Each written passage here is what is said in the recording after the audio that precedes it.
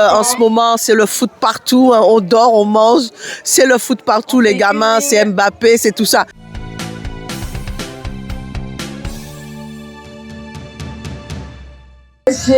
Déjà, c'est que du bonheur de voir cette journée de baby foot pour les petits. Parce qu'en plus, en ce moment, c'est le foot partout, hein, on dort, on mange, c'est le foot partout, les gamins, c'est Mbappé, c'est tout ça. Donc quand on voit tous ces petits bouts de chou sur ce terrain à Goyave, on se dit que parmi tous ces petits bouts de chou, on a au moins 10 Mbappé, c'est que du bonheur. Et je peux vous assurer qu'on se dit que le sport, c'est la santé, et c'est tout à fait ça. Moi, je dis que cette organisation sur le terrain par l'ensemble des organisateurs, franchement, je les félicite parce que c'est du bonheur, les enfants sont heureux, les parents sont heureux.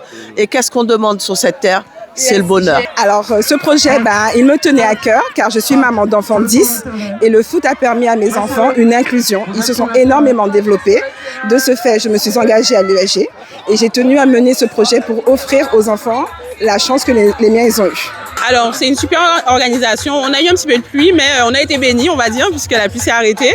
On est content de recevoir les équipes ici. Donc, le projet Festival de Baby Foot a été initié par Madame Castar Fallon, qui est éducatrice des Baby Foot, qui a voulu partager un moment convivial avec les enfants pour la fin de saison. Donc, c'est vraiment le moment de célébrer la saison qui s'est déroulée, célébrer les enfants, leur dire qu'on est fiers d'eux, de leur parcours. Donc, voilà.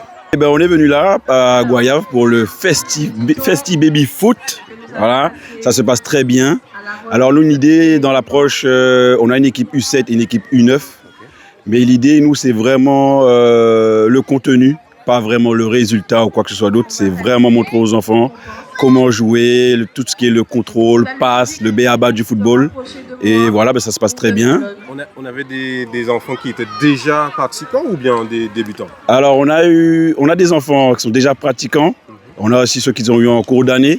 Donc nous, la porte est ouverte toute l'année au mondial. Donc n'hésitez pas à venir si vous voulez. Je fais une petite pub. Hein. Et on est là plutôt dans l'apprentissage, l'éducation. Et c'est un travail qu'on fait en ensemble. Et voilà.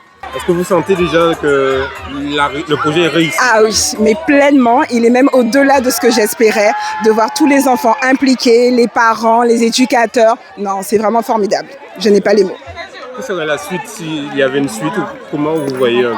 Alors, le projet, c'est le Festival de Baby Foot 2, puisqu'on souhaiterait que chaque année, offrir le festival au club, tout en sachant que nous avons la chance d'avoir des partenaires extraordinaires, comme Monsieur Edom Georges, Muriel Jonathan, qui nous ont permis qu'on finançait ce projet, donc on souhaiterait continuer chaque année. Alors, on avait 18 équipes de prévues. Il y en a qui n'ont pas pu venir malheureusement, mais on est quand même 16 équipes. Donc, l'idée pour nous, c'était vraiment de rassembler les enfants et de leur faire aussi une sensibilisation sur le tri sélectif. Donc, on a eu le partenariat de la CNBT avec des poubelles de tri qui ont été prêtées à l'occasion pour vraiment habituer les enfants au geste du tri sélectif, qu'ils puissent déposer les déchets, plastiques notamment, dans la bonne benne et pour bien entendu sauver la planète. Pour le déroulé, il y a eu, je crois, des matchs de catégorie U7, des matchs de catégorie U9 et aussi baby foot. On a aussi des petits challenges de l'autre côté, des tirs au but aussi. Ça s'est déroulé très bien. C'est une partie U7, une partie U9, une autre partie, ainsi de suite. On a le temps de se reposer, de la collation, très important, pastèque, orange.